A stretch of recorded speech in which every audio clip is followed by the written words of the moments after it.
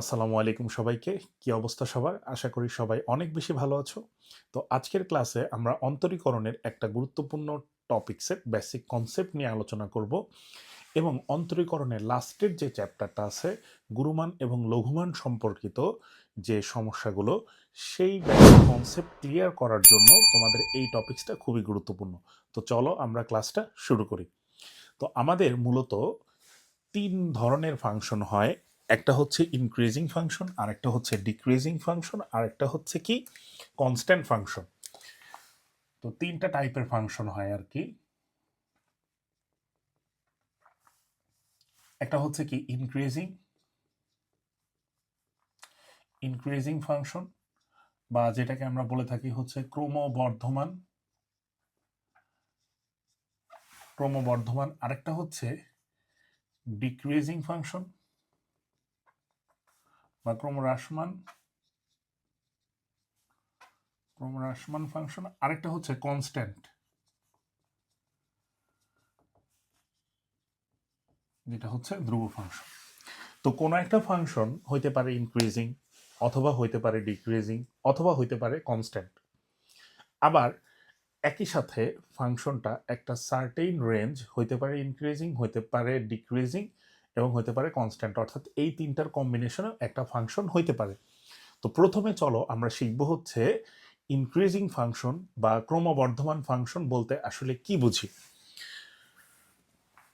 আমরা একটা নির্দিষ্ট রেঞ্জের জন্য একটা ফাংশনকে তখনই আমরা ইনক্রিজিং বা ক্রমবর্ধমান বলবো যখন এক্স অক্ষের বাম থেকে ডান দিকে গেলে, অর্থাৎ ওই রেঞ্জের মধ্যে এক্স অক্ষের বাম থেকে ডান দিকে গেলে ফাংশনের ভ্যালুটা বৃদ্ধি পাবে। ফাংশনের ভ্যালু বা ওয়াইয়ের মানটা বৃদ্ধি পাবে। ভ্যালুটা আসলে পজিটিভ না নেগেটিভ এইটা কিন্তু বিষয় না, বিষয়টা হচ্ছে এক্স অক্ষের বাম থেকে ডানে গেলে ওয়াইয়ের ভ্যালুটা বৃদ্ধি পাবে। যেমন আমরা যদি চিত্রে এই পোর্শনটার দিকে তাকাই, সেটা হচ্ছে এইখানে এক্স এর জন্য ওয়াইয়ের মানটা কত, এইটা।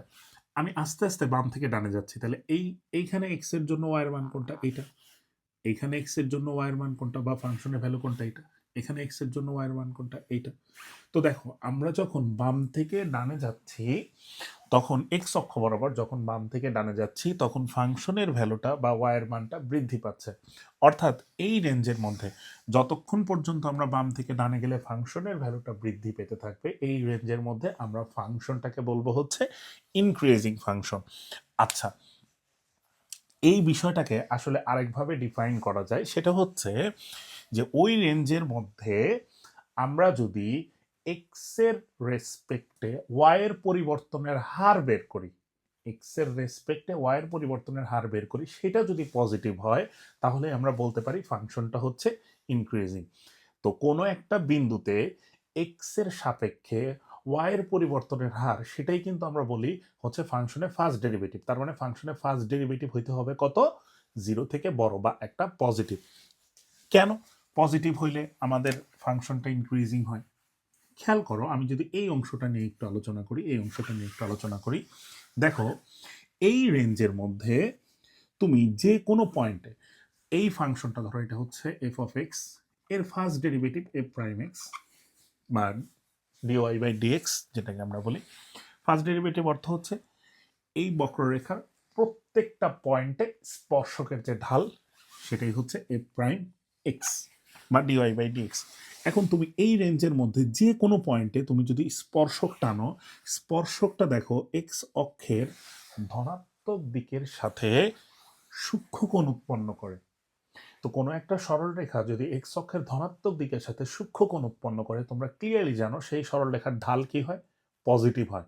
তাহলে আমরা বলতে পারি যে একটা নির্দিষ্ট রেঞ্জের মধ্যে আমরা ফাংশনটাকে, একটা নির্দিষ্ট রেঞ্জের জন্য আমরা ফাংশনটাকে তখনই ইনক্রিজিং বলবো যখন সেই রেঞ্জের মধ্যে যে কোনো পয়েন্টে ফাংশনটার ঢাল যদি পজিটিভ হয়, অর্থাৎ F prime x, F prime x যদি জিরো থেকে বড় হয়, এফ প্রাইম এক্স মানে হচ্ছে ফাংশনটা ফার্স্ট ডেরিভেটিভ যদি জিরো থেকে বড় হয়, তাহলে ফাংশনটা হবে হচ্ছে ইনক্রিজিং ফাংশন।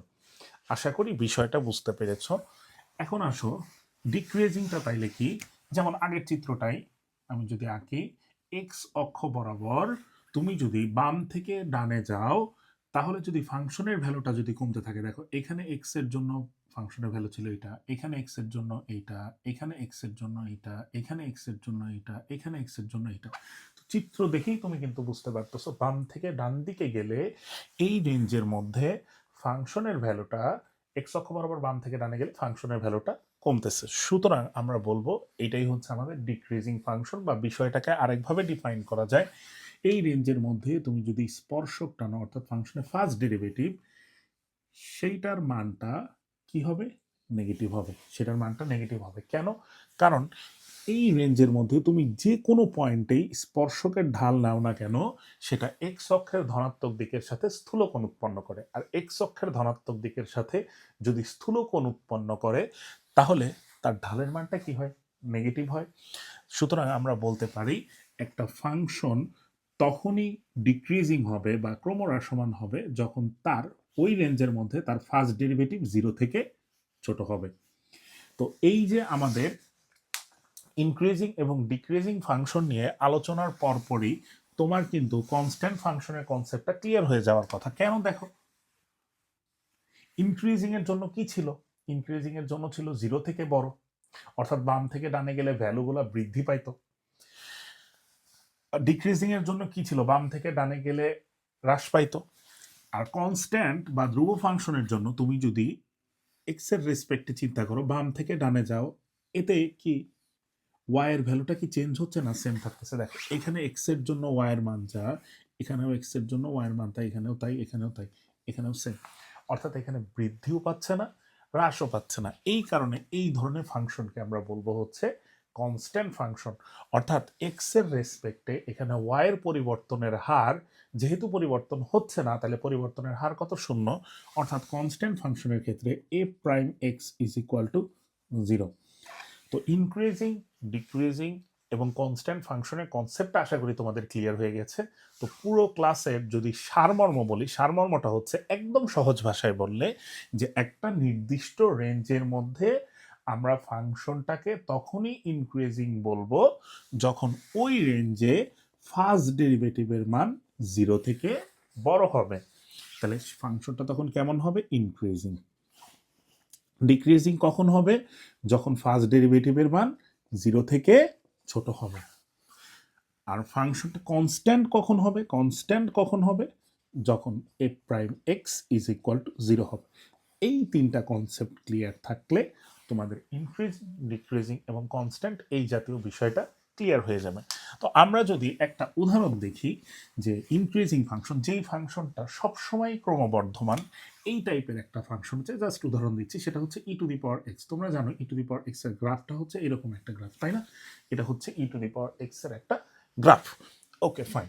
তাহলে যেই ফাংশনটা আবার সবসময় ক্রমহ্রাসমান সেটা হচ্ছে y is equal two minus x cube. এটার যদি গ্রাফটা তুমি যদি চিন্তা করো তাহলে মোটামুটি হচ্ছে এরকম একটা গ্রাফ, মোটামুটি এরকম একটা গ্রাফ। এটা হচ্ছে y is equal two minus x cube.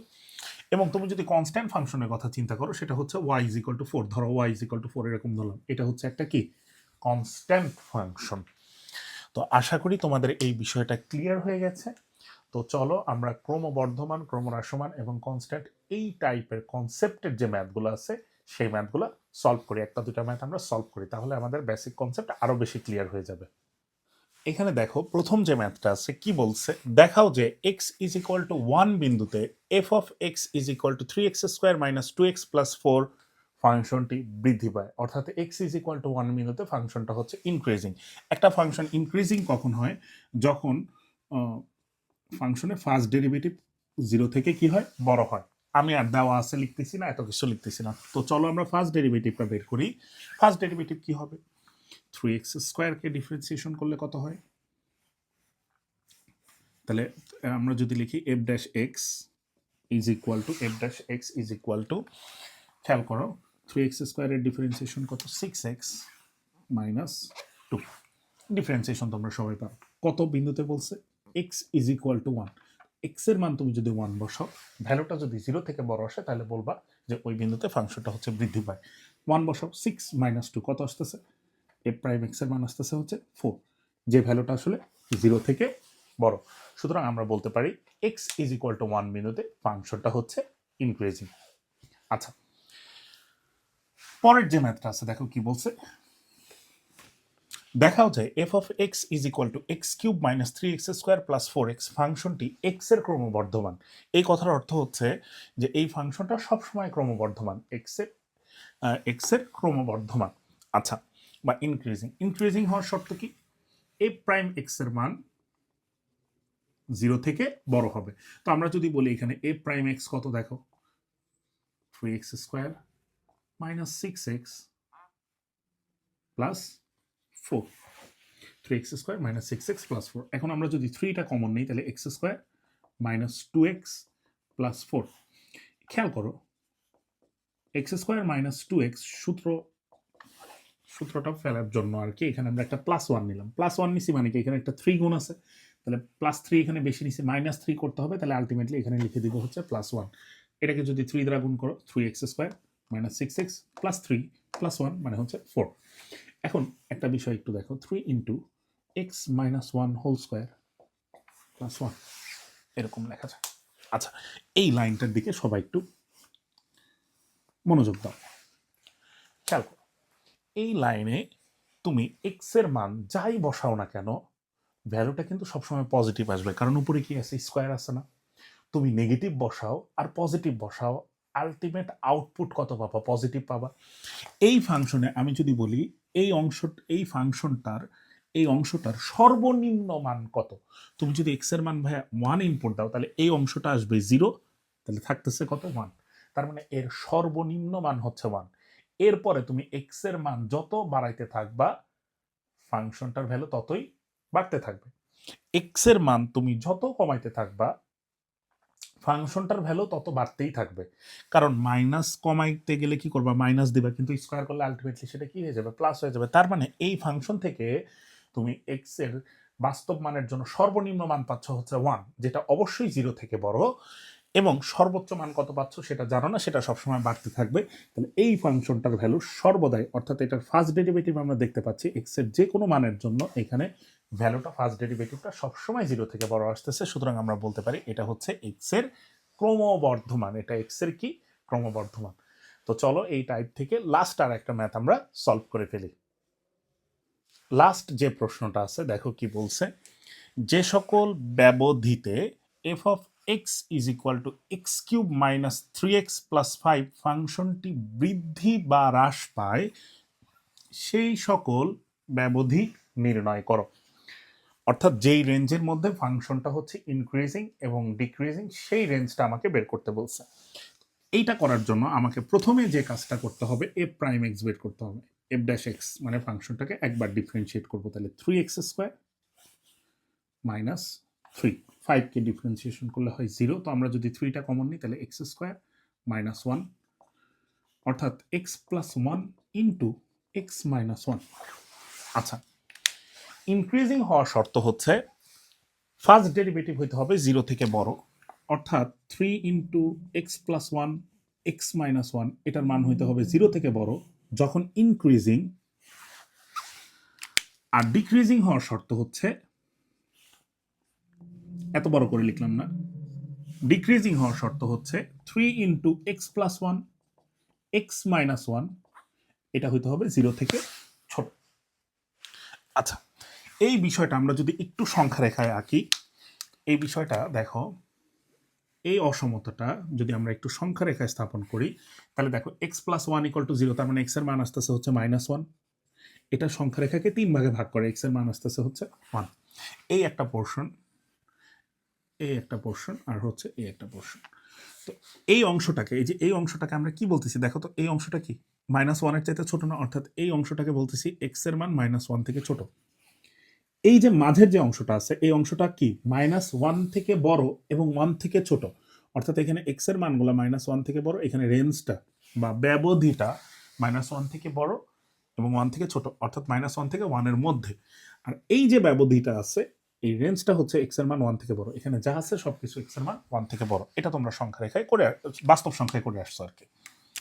আচ্ছা, এখন খেয়াল করো, তো তো আমি এখান থেকে ব্যবধিটা বের করি, 3টা ব্যবধি পাইছি। কোন কোন ব্যবধিতে দেখি মানটা পজিটিভ আসতেছে তাহলে হবে ইনক্রিজিং, আর যদি মানটা নেগেটিভ আসে তাহলে হবে কি ডিক্রিজিং। তো আমরা প্রথমেই চলো x equal to minus x less than -1 এর জন্য চিন্তা করি। এক্স লেস দেন -1 র্যান্ডম একটা সংখ্যা চিন্তা করো, সেটা কত -2। তুমি যদি এখানে -2 বসাও তাহলে কি আসতেছে ভাই, একটা -1 আসতেছে। এখানেও যদি -2 বসাও, জাস্ট চিহ্ন নিয়ে চিন্তা করো, তাহলে কি মাইনাস আসতেছে। দুইটা মাইনাস গুণ করলে কি হয়ে যায়, প্লাস হয়ে যায়। তাহলে এক্স এর মান তুমি যদি -1 থেকে ছোট যে কোনো মান বসাও, বসাইলে এই অংশটা কিন্তু পজিটিভ আসতেছে। তার মানে এই যে ব্যবধিটা যে পাইলাম আমরা এক্স লেস দেন -1, এটা কিন্তু ইনক্রিজিং এর জন্য, ঠিক আছে। কারণ লেস দেন -1 এর জন্য যে কোনো মান বসালে ভ্যালুটা আসতেছে, ফার্স্ট ডেরিভেটিভটা আসতেছে পজিটিভ। আচ্ছা, এখন তুমি যদি এই ব্যবধিটা চিন্তা করো, এই রেঞ্জটা চিন্তা করো, -1 থেকে বড় এবং 1 থেকে ছোট, এদের মধ্যে কি আছে ভাই, সহজ কথা, জিরো নিয়ে তুমি চিন্তা করো, যেটা -1 থেকে বড় এবং 1 থেকে ছোট। তো তুমি যদি জিরো নিয়ে চিন্তা করো, এখানে কি আসতেছে 1, এখানে আসতেছে কি -1, একটা আসতেছে প্লাস আর একটা আসতেছে মাইনাস। প্লাস মাইনাসে কি হয়, গুণ করলে মাইনাস হয়। তার মানে -1 থেকে 1 এর মধ্যে তুমি যদি এই ব্যবধিটা নাও, তাইলে ফার্স্ট ডেরিভেটিভের মান কি আসতেছে, নেগেটিভ আসতেছে। তাহলে আমরা বলতে পারি -1 থেকে 1 পর্যন্ত যে ব্যবধিটা আছে এইটার জন্য আমার ফার্স্ট ডেরিভেটিভটা নেগেটিভ আসতেছে। লাস্ট যে ব্যবধিটা আছে সেটা হচ্ছে x greater than 1। X greater than 1 তুমি চিন্তা করো, একটা সংখ্যা চিন্তা করো, সেটা হতে পারে 2 চিন্তা করলে এখানেও পজিটিভ এখানেও পজিটিভ, দুইটা পজিটিভ গুণ করলে কি হয় পজিটিভ, যেটা হচ্ছে 0 থেকে বড়। তার মানে এই ব্যবধিটাও হচ্ছে এই এফ প্রাইম এক্স এর মান কি করতেছে, 0 থেকে বড় করতেছে, অর্থাৎ এক্স গ্রেটার দেন 1। তাহলে আমরা বলতে পারি যে সেই রেঞ্জের মধ্যেই ফাংশনটা ইনক্রিজিং যখন আমরা এক্স এর মান -1 থেকে ছোট বসাবো, অথবা এক্স এর মান 1 থেকে বড় বসাবো। তাহলে এটা হচ্ছে আমাদের ইনক্রিজিং এর ব্যবধিটা বা রেঞ্জটা। আর ডিক্রিজিং এর জন্য রেঞ্জটা হচ্ছে এক্স এর মান আমরা 1 থেকে ছোট কিন্তু -1 থেকে বড়, অর্থাৎ এই রেঞ্জের মধ্যে আমাদের ফাংশনটা হবে হচ্ছে ডিক্রিজিং, এবং এই রেঞ্জের মধ্যে ফাংশনটা হবে হচ্ছে ইনক্রিজিং। তো ইনক্রিজিং এবং ডিক্রিজিং সংক্রান্ত যে বেসিক কনসেপ্ট এবং ম্যাথগুলো ছিল, এগুলো তোমরা সলভ করে ফেলবা। তো ইনশাল্লাহ তোমাদের সাথে পরবর্তী ক্লাসে আরও একটা টপিকস নিয়ে হাজির হব। ধন্যবাদ সবাইকে, আসসালামু আলাইকুম।